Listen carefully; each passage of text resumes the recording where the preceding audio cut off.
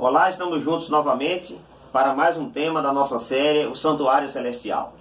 Pelos 3 temas que nós já apresentamos aqui e você tem acompanhado, eu imagino que você tenha já percebido que nosso interesse é revelar apenas a verdade, somente a verdade, né? Esse é o nosso interesse. É claro, se você, à medida em que se aproximar de Deus, buscando em sua palavra, Deus te abençoar de outras maneiras, te dando condição de você resolver outros problemas, a gente fica feliz também. Mas nosso interesse aqui é, acima de tudo, comunicar aquilo que o Senhor disse que deveríamos, como seus profetas, como seus pregadores, ensinar ao mundo, a fim de preparar o mundo para a volta dele. Deus abençoe você, dê prosperidade a você e a sua família, lhe cubra de bênção, a fim de que você possa continuar estudando sua palavra e decidindo-se cada dia a ser um servo dele. E antes de entrarmos no tema de hoje, eu quero que você feche os seus olhos, curve a sua cabeça para nós orarmos ao nosso Deus. Ok? Querido Pai que está no céu, nós não estamos aqui brincando de igrejinha. O nosso total interesse é de que os nossos ouvintes, telespectadores, os que estão estudando a Tua Palavra por meio desse veículo e desse canal, possam descobrir toda a verdade como está na Tua Palavra. Abençoe a todos eles, as suas famílias, lhes dê, Senhor, aquilo que eles precisam para serem felizes e assim se preparar para o encontro contigo. Te peço agradecido em nome de Jesus. Muito bem, eu queria fazer uma recapitulação rápida do que nós vimos até aqui, para que você pudesse entrar comigo no tema de hoje.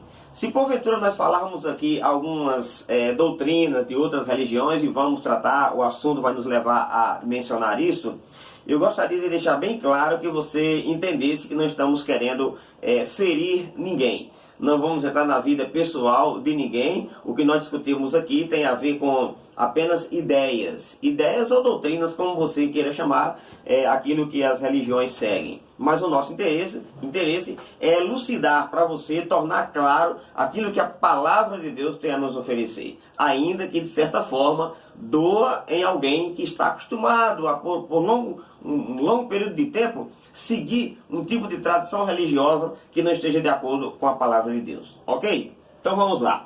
Nós estudamos nas edições passadas sobre a existência do santuário celestial. E pelo número de textos que nós estudamos aqui no Velho e no Novo Testamento, isso aí é um ponto passivo. Já fica, não se discute de que no céu tem um santuário celestial e de que Jesus ministra nesse santuário a nosso favor.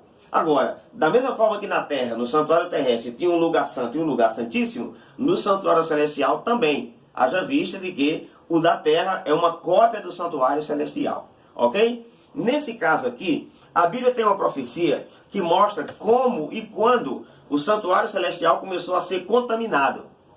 E você não vai discutir e perguntar outra vez se pode o santuário celestial ser contaminado ou não, porque já mostramos aqui o livro de Hebreus, capítulo 9, dizendo que as coisas celestiais deveriam ser purificadas. Ora, se são purificadas, é porque estavam contaminadas, com sacrifícios superiores às coisas do santuário terrestre. Ok? Estão lembrados desse texto? Está nas edições anteriores. Aí, nós estudamos também que no livro de Daniel, um dos livros que mais fala sobre o santuário no Velho Testamento, fora as orientações de Deus para construir o santuário lá em Levítico e no livro do Êxodo, Deus deu ao profeta Daniel uma visão no capítulo 7 sobre 4 grandes animais. Estão lembrados que na edição anterior nós falamos aqui. Um animal parecia um leão, o segundo animal que ele surgiu do grande mar parecia um urso, tendo 3 costelas na boca.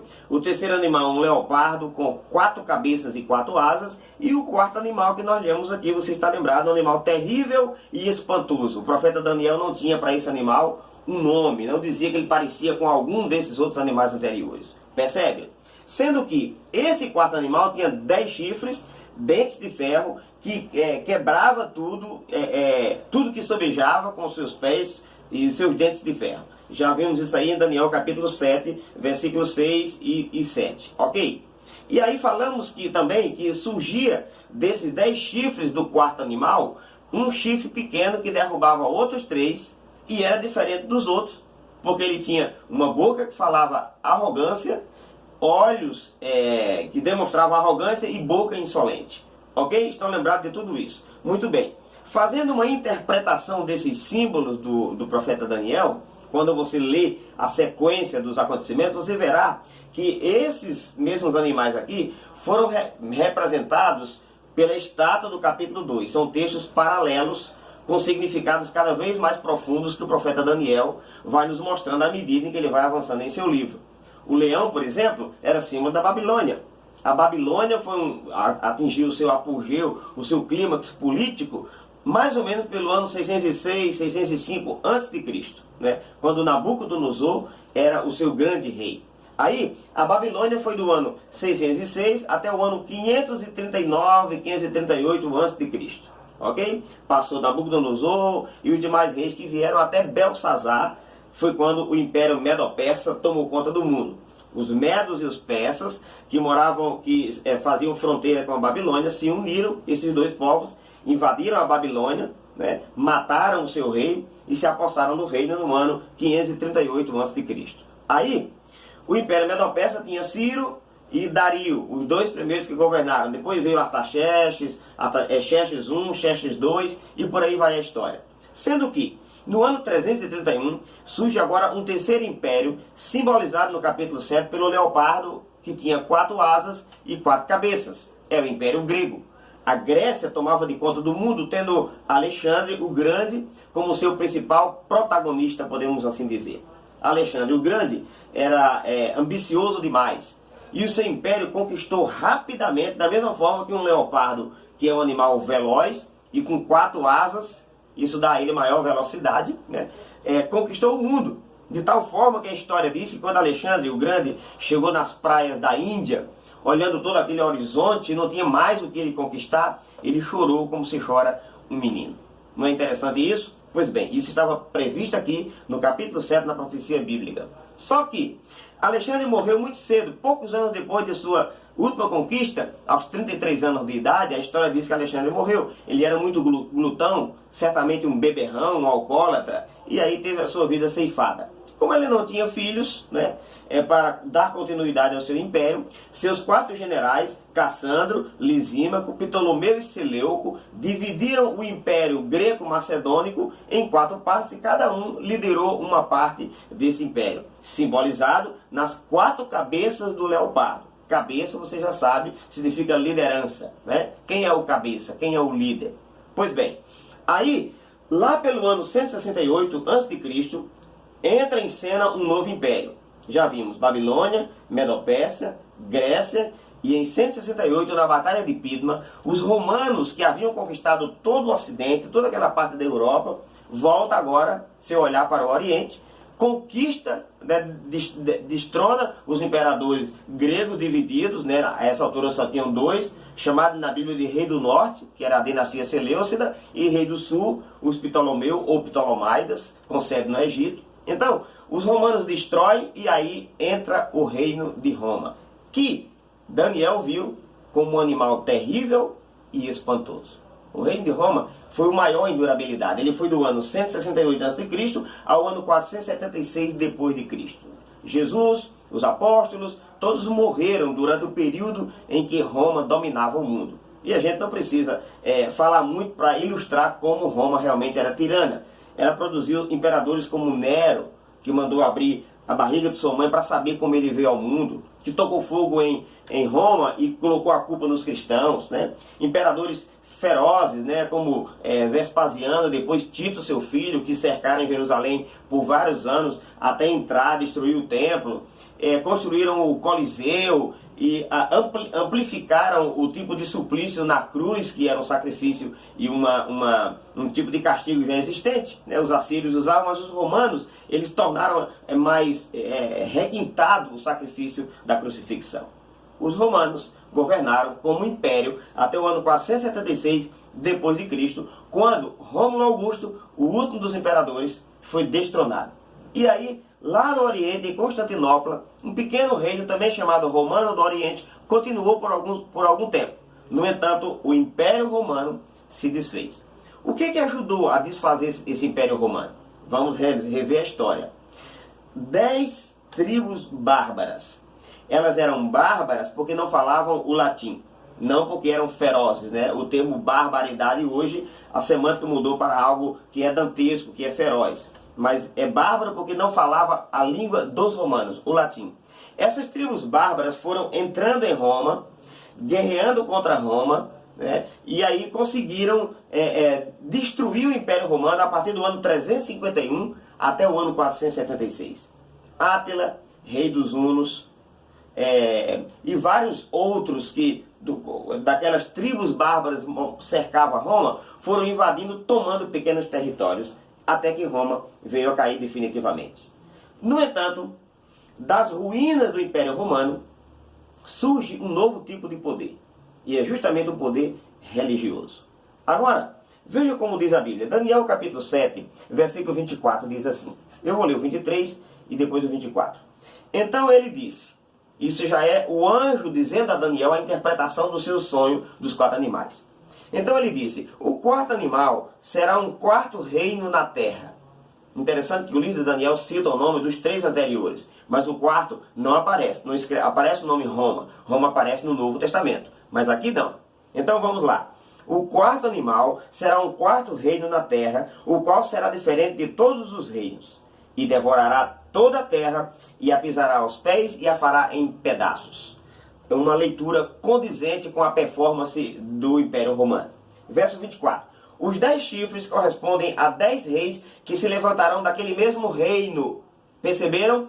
Os 10 chifres, que o 4º animal tinha, são 10 reis que se levantarão daquele mesmo reino. Como falamos agora há pouco. As tribos bárbaras invadiram Roma e aí formaram as 10 nações iniciais, que hoje nós conhecemos como a Inglaterra, os anglo-saxões que fundaram, né? Os borgundos, os suevos que fundaram Portugal, os alamanos que fundaram a Germânia ou a Alemanha, ok? Os éroles, os vândalos, os ostrogodos, os francos que fundaram a França. 10 nações que foram destruindo Roma e se tornaram a base dessas 10 nações que nós conhecemos até hoje existentes na Europa. Por isso que o anjo disse ao profeta Daniel, os 10 chifres correspondem a 10 reinos, ou a 10 reis, como está aqui, que se levantarão daquele mesmo reino. Veja, não era um 5º animal. O 4º animal, Roma, foi fracionado, formando a base das 10 nações que fundaram a Europa inicialmente, até ela chegar hoje, como nós conhecemos a Europa, como é em vários países formando o Velho Mundo. Agora notem, quando o profeta está falando desse animal, ele diz assim, ó, e depois, final do verso 24, e depois daquele mesmo reino, ó, e depois deles, se levantará outro, o qual será diferente dos primeiros reis, e abaterá 3 reis. Ok? Eu vou ficar em pé para a gente podendo dar uma oxigenada aqui e mostrando como isso aconteceu. E eu quero que você preste bastante atenção, porque dessa hora em diante vamos tratar desse assunto com alguns detalhes importantíssimos, sem querer ferir religião alguma, sem querer depreciar ninguém, mas mostrando que as doutrinas e os ensinamentos que estão fora da palavra de Deus já foram aqui profetizados. Ok? Quem foram os 3 reinos que foram abatidos e qual foi o reino que surgiu diferente dos outros 3? Só para você ter uma ideia, quando o profeta Daniel está falando quem era esse reino que surgiu no lugar dos 3, ele diz assim, veja no capítulo 7, versículo 8 de sua Bíblia, ok? 7, 8 de Daniel, preste atenção. Estando eu a observar, eis que entre eles subiu um outro chifre pequeno, diante do qual 3 dos primeiros chifres foram arrancados. E eis que nesse chifre havia olhos como de homem e uma boca que falava insolência. Então, vamos continuar entendendo esse assunto aqui. Esse reino pequeno que surgiu, diante do qual abateu 3, era diferente dos outros reinos. Você percebeu? Ok? Entendeu esse assunto? Então vamos lá. Quando Roma foi esfacelada e esses 10 reinos tomaram de conta da Europa, cada um com seu pedaço ali, dominando ali, 3 deles, todos eles se tornaram cristãos, né? Foram cristianizados, por assim dizer, né? E a força da igreja cristã naquela época era muito grande, era enorme, né? Havia um bispo em Roma que, à medida em que o Império Romano caía, ele crescia em poder. Só que em poder político e religioso, que é o mais interessante, que é o mais importante. Dentre os 10 reinos, haviam 3 que não concordavam com as ideias desse reino religioso que surgia ali no meio do Império Romano, né, do antigo Império Romano.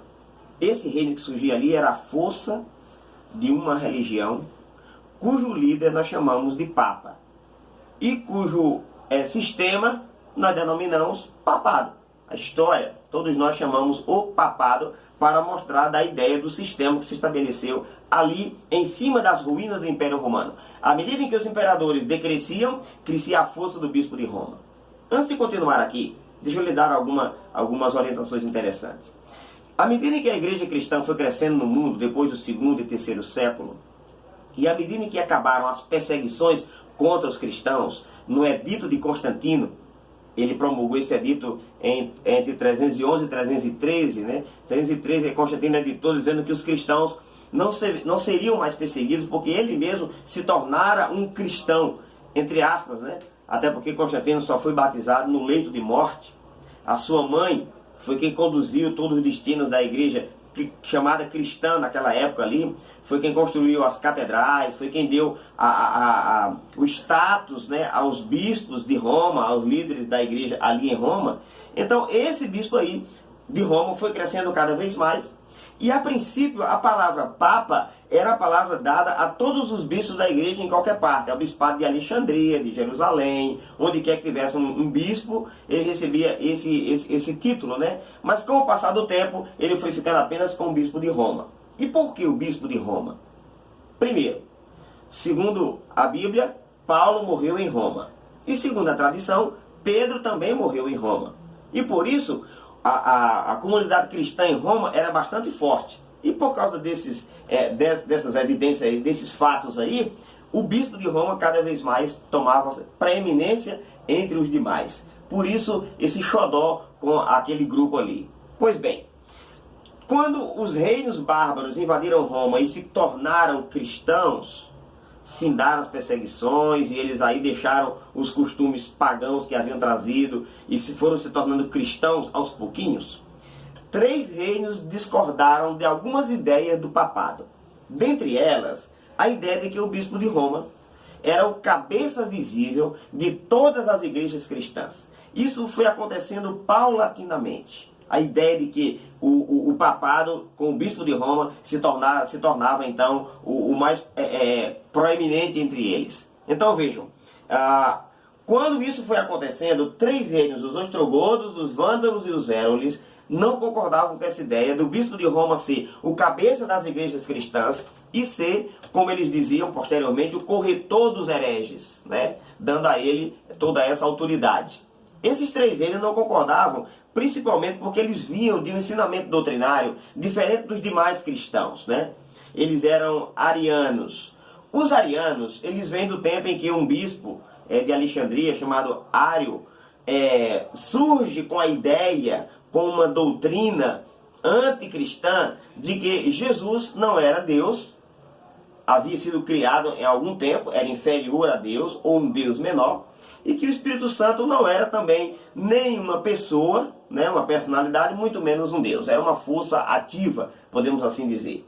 Aí, esses 3 reinos que eram arianos, defendiam esses ensinamentos, foram contra essa política do papado de se tornar o chefe da igreja em todo o mundo.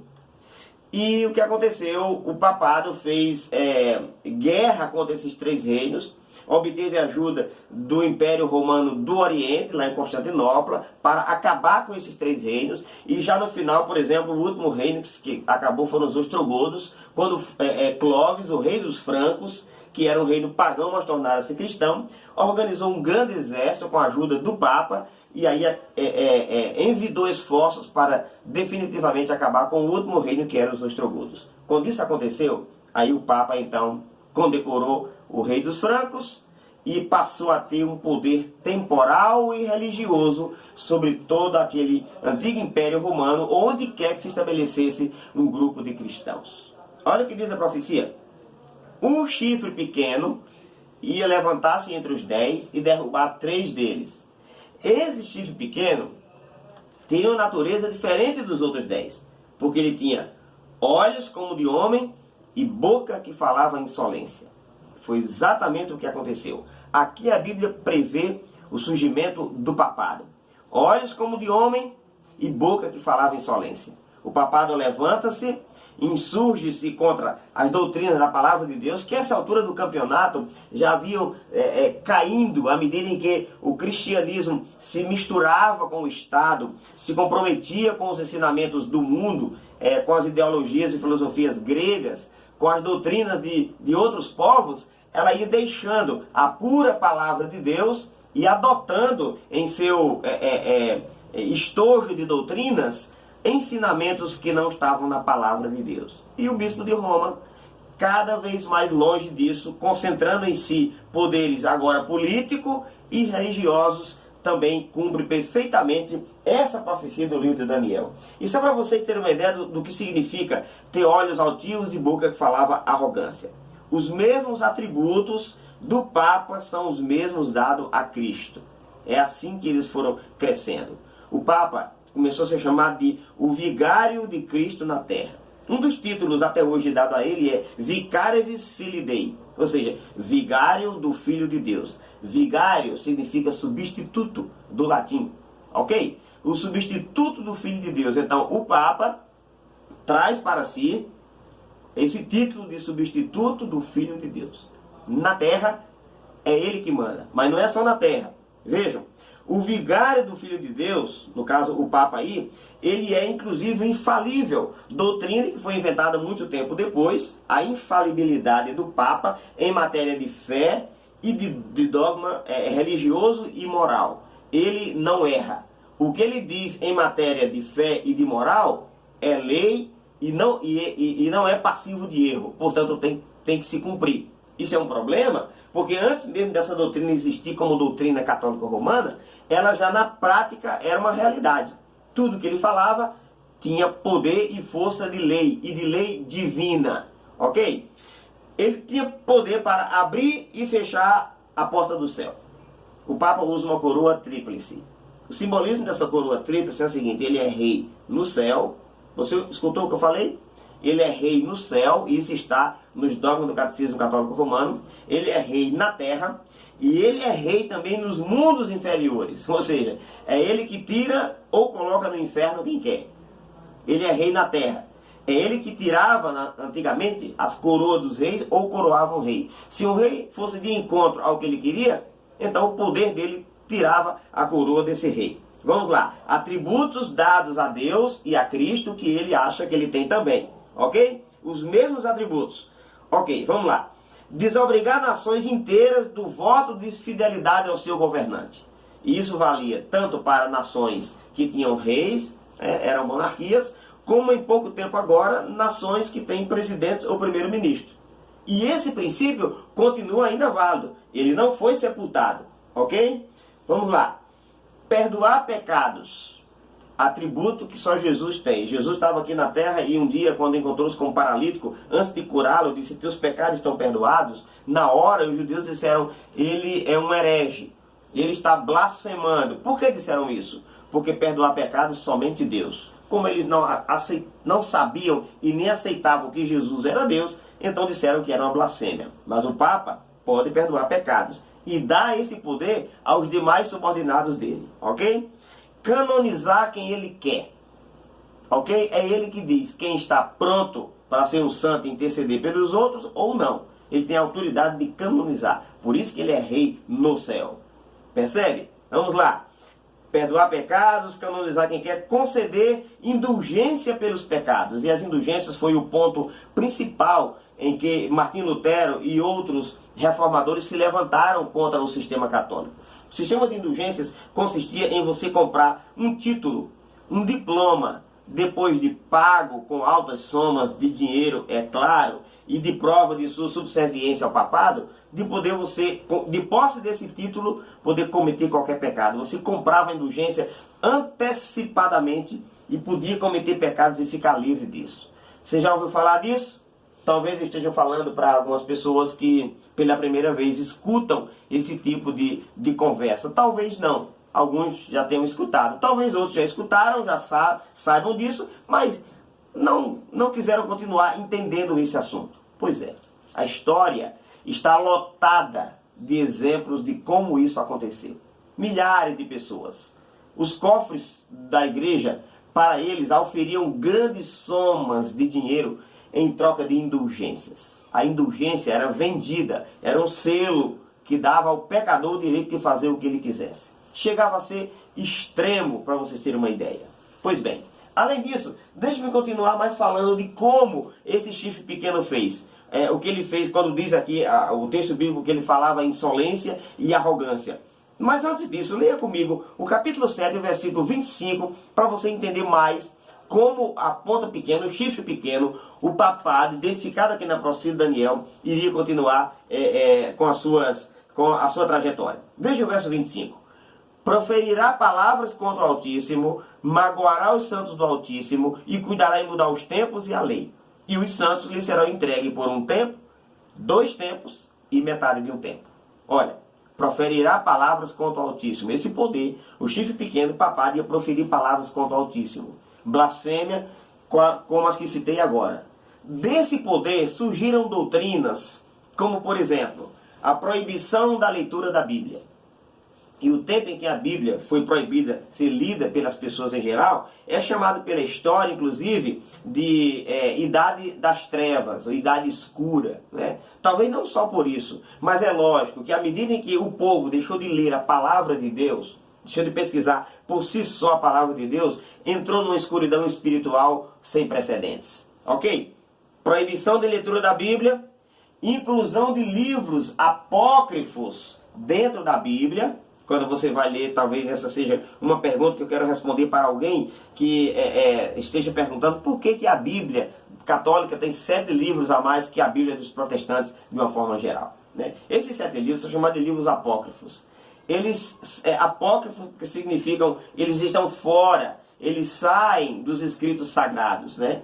E eles foram incluídos ao longo do tempo, principalmente tornaram-se inclusos na igreja a partir do Concílio de Trento, né, na Itália, no ano de 1520. Nesse concílio foi introduzidos 7 livros apócrifos que destoam dos demais, dos outros 66 da Bíblia, okay, que os patriarcas, que os pais da igreja, no início, ao formarem o cânon da Escritura, colocaram, porque esses livros apoiam doutrinas que não estão na Bíblia. Então, para dar sustentação a isso, foram incluídos livros apócrifos. E só para vocês terem uma ideia de como esses livros não eram inspirados por Deus, foram colocados na Bíblia Católica por orientação e conivência do papado, eu vou dar um exemplo dos demais que tem nele. Lá tem Judite, Tobias, Baruque, Sabedoria de Jesus, filho de Siraque, Eclesiástico, 1º e 2º Macabeus. Mas não existem só 7. Existem 200 ou 300 livros apócrifos, com histórias mais absurdas do que a desses 7 livros que citei aqui. A estes, a igreja chama de apócrifos, mas a esse grupo de 7 chama de deuterocanônicos, ou seja, uma segunda ordem de livro inspirado. Mas não é inspirado, não. Se você tiver um exemplar dessa Bíblia em sua casa, veja aí no livro de 2º Macabeus. Macabeus tem 1º e 2º. No último capítulo de Macabeus, e nos últimos versículos, no epílogo desse livro, está escrito o seguinte: aqui termino a minha narração. Como não é bom se beber só água ou somente vinho, mas misturar os dois, aconselho que você leia tanto a minha narração, como as demais que você conhece. Se ela estiver imperfeita, vocês me desculpem. Mas se estiver boa, bom proveito a todos vocês que vão ler o meu livro. Assim termino a minha narração. Ora, como é que um livro inspirado por Deus terminaria com tais palavras? Dizendo, se estiver imperfeita, ou então aqui termino a minha narração. O livro inspirado por Deus, os 66 que existem na Bíblia, todos eles dizem assim, ó, assim diz o Senhor. Não diz, é minha narração. Não diz, se estiver bom, você pode aceitar. Se você não tiver, não tem problema não. É uma leitura variante das demais que você está lendo. Você percebe? É só um exemplo de como esses livros não são inspirados por Deus. Eu vou dar mais um. No livro de Tobias, você vai encontrar um anjo chamado Rafael, que ensina o seguinte: Tobias, meu jovem, você pega brasas, coloca em cima o fígado de um peixe, ou um coração de um peixe, e a fumaça que subir disso aí vai espantar os maus espíritos. Ora, isso não é ensinamento da palavra de Deus. Você vai para outros textos e vai encontrar lá ensino sobre várias doutrinas que a Bíblia não ensina, mas estão ali e fazem parte dos ensinamentos do Catecismo Católico Romano. Percebe por que foi proibida a Bíblia, depois foi colocada dentro dela livros apócrifos e, por fim, foi dito que só o magistério pode interpretar a Bíblia. O cristão comum, o católico comum, pode até ler a Bíblia, mas a interpretação dela não. Quem dá é o magistério, é a igreja, é um grupo de padres reunidos, é quem interpreta a Bíblia. É isso que ela ensina? Ao contrário. Apocalipse 1:3 diz assim: bem-aventurados que leem, os que ouvem e os que praticam as coisas nela escritas. Você pode ler, ouvir, fazer a interpretação de acordo com o que ela ensina e praticar para a sua salvação. Agora, além de proibir a leitura da Bíblia, vamos lá. Como é que a ponta pequena, como é que o papado, esse chifre pequeno, ele continuou falando palavras contra o Altíssimo? Vamos lá. Purgatório, não existe purgatório na Bíblia. Está nos livros apócrifos. Não existe na Bíblia purgatório. Ok? Doutrina da reza pelos mortos, não é isso que ensina a Bíblia.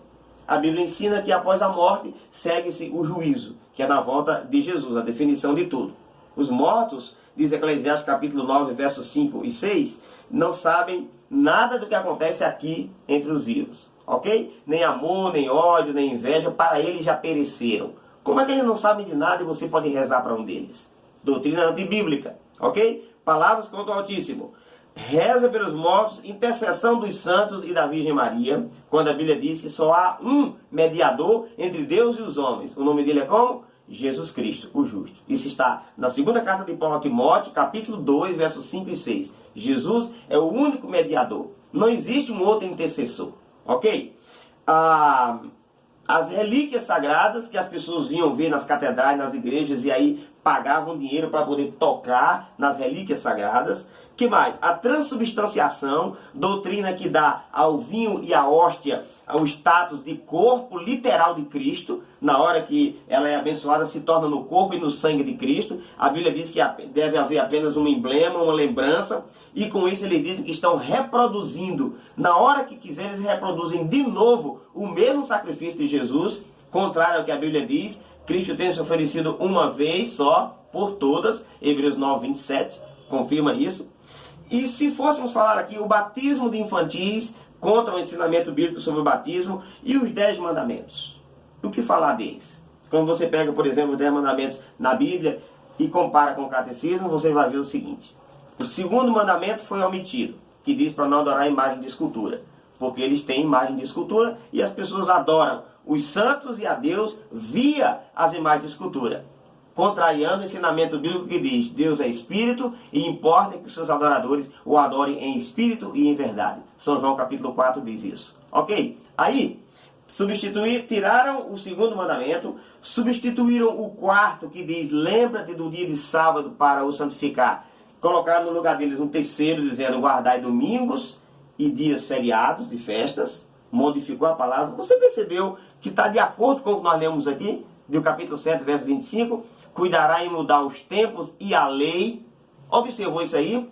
Aí você vai citando nos demais mandamentos, faltando um. Se tirou o segundo para não adorar a imagem de escultura, então o quarto passa a ser o terceiro, o quinto passa a ser o quarto, o sexto, e aí sucessivamente. Quando você chega no 10º mandamento, vai ficar faltando. Afinal, tirou. Então o que ele fez, o que o catecismo fez, pegou o 10º mandamento e dividiu em 2. Na Bíblia diz assim, ó: não cobiçarás coisa alguma que pertence ao teu próximo. No catecismo diz assim: 9º mandamento: não cobiçarás as coisas do teu próximo. E 10º mandamento: não cobiçarás a mulher do teu próximo.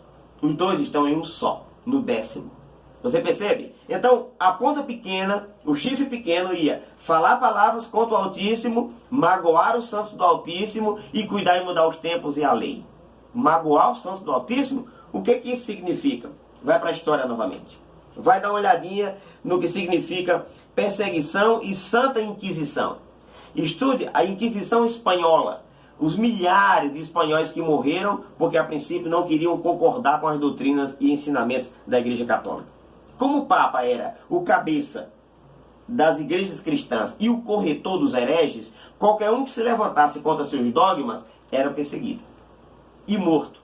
Centenas de milhares, senhores, foram queimados vivos.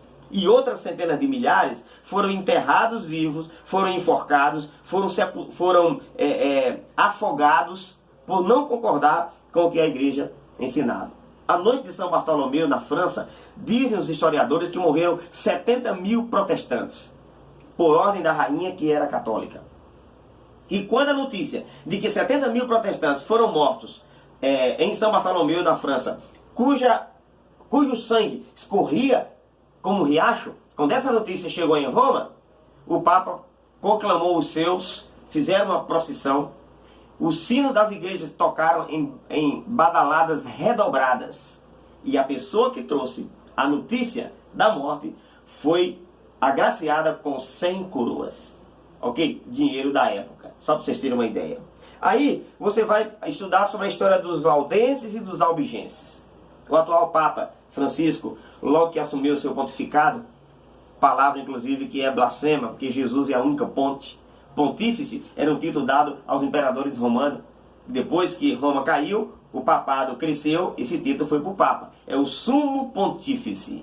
Quando o atual assumiu o seu pontificado, uma das primeiras coisas que ele fez foi ir a uma igreja valdense em Turim, na Itália. Vai no YouTube, coloca Papa visita a igreja valdense. Vai aparecer lá ele pedindo perdão pelo que a igreja fez com os valdenses. Os valdenses eram um povo que habitava ali o norte da Itália e o sul da França, juntamente com os albigenses também. Esse povo que guardava o sábado, que servia a Deus conforme a Bíblia ensinava, que não adorava imagem de escultura, esse povo foi queimado. Eles tiveram que fugir para os montes, e quando colocavam-se dentro das cavernas, era colocada lenha na boca da caverna, tocado fogo para que eles morressem asfixiados ali. Francisco foi pedir desculpa e disse: fizemos coisas anti-humanas e anticristãs contra o povo de vocês. Assumindo assim, definitivamente, o que a Bíblia diz: magoará os santos do Altíssimo. E muitas outras coisas que poderíamos citar. Quem vai a Lima, no Peru, pode visitar um dos cartórios da Santa Inquisição e ver ali ainda os instrumentos de tortura que a igreja usava para perseguir, matar e fazer mudar de opinião todos aqueles que não concordassem com a Santa Sé. Isso é o que a Bíblia diz sobre o chifre pequeno. E eu quero encerrar essa palestra de hoje e retomar novamente na próxima semana, lendo o que esse chifre pequeno fez e o que isso tem a ver com o santuário celestial. Ok? Capítulo 8 de Daniel, versículos 9 até o versículo 14. Diz assim: de um dos chifres saiu um chifre pequeno. Ok? O capítulo 8 começa outra profecia paralela ao capítulo 7. E o chifre pequeno vem à tona novamente. O papado. E se tornou muito forte para o sul, para o oriente e para a terra gloriosa. E como se tornou forte o papado? Verso 10. Cresceu até atingir o exército dos céus, e alguns dos exércitos das estrelas lançou por terra e os pisou. Eu quero levantar-me novamente para poder terminar de ler esse texto em pé e fazendo você sentir a responsabilidade de conhecer esse ensinamento da palavra de Deus. Vamos lá. Esse chifre pequeno, ele iria crescer até o exército dos céus. Isso é uma figura de linguagem para mostrar como esse chifre pequeno, essa instituição, até onde ele ia chegar. Ia derrubar o príncipe do exército, diz o verso 11. Engrandeceu-se até ao príncipe do exército, que é Jesus. Dele tirou o sacrifício diário e o lugar do seu santuário foi deitado por terra. Todas as vezes que as incursões desse sistema vai contra a palavra de Deus, com tantas heresias pregadas e com tantos ensinamentos que estão longe da palavra de Deus, é um atentado contra o exército do céu, contra o príncipe e contra o sacrifício diário. E por falar em sacrifício diário, veja o início do verso 12. O exército ele foi entregue com o sacrifício diário por causa das transgressões. Quando nós aceitamos Jesus como nosso Salvador, o sacrifício que ele fez, que era simbolizado pelo sacrifício diário do santuário terrestre, era um cordeiro que era morto de manhã e outro à tarde, era um sacrifício contínuo, diário, representando o sacrifício de Jesus, tanto ao morrer na cruz, como a sua intercessão feita por nós hoje, no santuário celestial. Quando se constrói aqui na terra um tipo de adoração que diz, não, a gente não precisa disso, basta o santo sacrifício da missa, basta a Eucaristia, ok? Substituindo o sacrifício de Jesus, se encaixa perfeitamente com o que o Daniel está descrevendo. O exército lhe foi entregue com o sacrifício diário por causa da transgressão. E vejam o final do versículo 12. Deitou por terra a verdade e o que fez prosperou. De fato, por muito tempo, para ser mais preciso, por 1260 anos, esse sistema, o chifre pequeno, o papado, deitou a verdade por terra, pisou a verdade nos pés. Por que eu falo por 1260 anos? Porque no ano 538, Justiniano, imperador do Oriente, dá ao Papa esse poder no Ocidente. E ao lançar suas leis civis e juristas, ele diz ao Papa que ele pode ser o cabeça da igreja, dá esses poderes a ele. E esse poder só termina em 1798, quando Napoleão Bonaparte, querendo dominar a Europa, entra em Roma, leva preso o Papa Pio VI, que ano seguinte morre na sua prisão, no seu exílio em Valença, lá na França, e a partir daí, mais de 100 anos passa a história sem Papa. Quer dizer, sem Papa com influência política, porque eles foram elegendo novos papas, mas eles não podiam fazer nada. Só voltam novamente a ter poder em 1929, quando Benito Mussolini devolve à igreja o local onde hoje é o Vaticano, os 44 hectares que se constitui hoje no país chamado Vaticano. Ok? Então vejam, o chifre pequeno ia fazer tudo isso. Quando o profeta Daniel, em sua visão, está vendo todo esse desenrolar das profecias, ele escuta uma conversa entre dois anjos. É capítulo 8, verso 13. Diz assim: depois ouvi um anjo, que é um santo em algumas versões, que falava com outro. E ele perguntou, ou disse: até quando durará o sacrifício diário? A visão do sacrifício diário, da transgressão assoladora, visão da qual o exército e o santuário é entregue a fim de serem pisados. Ou seja, 2 anos conversavam na visão do profeta, dizendo: até quando isso vai continuar? Até quando o chifre pequeno vai continuar com suas incursões, deitando a verdade por terra, pisando, maltratando o povo e falando mentiras? E o verso 14 diz: ele me disse, até 2300 tardes e manhãs, e o santuário será purificado. Ou seja, as ações de chifre pequeno contaminavam o santuário. Ok? Se vai ser purificado, é porque havia sido contaminado. Agora, a pergunta é: o que são as 2300 tardes e manhãs? Quando começaram e quando terminarão, ou se já terminaram? Deveria começar a purificação do santuário. Se fosse algo para aqueles dias, tudo já passou. Mas se fosse para o futuro, precisamos entender o assunto. E esse é exatamente o tema do nosso próximo encontro. Deus te abençoe. Outra vez eu te digo, o objetivo dessa série não é menosprezar ninguém do ponto de vista pessoal. Porque muitos, mas muitos mesmos, estão sem ter esse conhecimento do qual temos tratado aqui. O interesse é mostrar toda a verdade.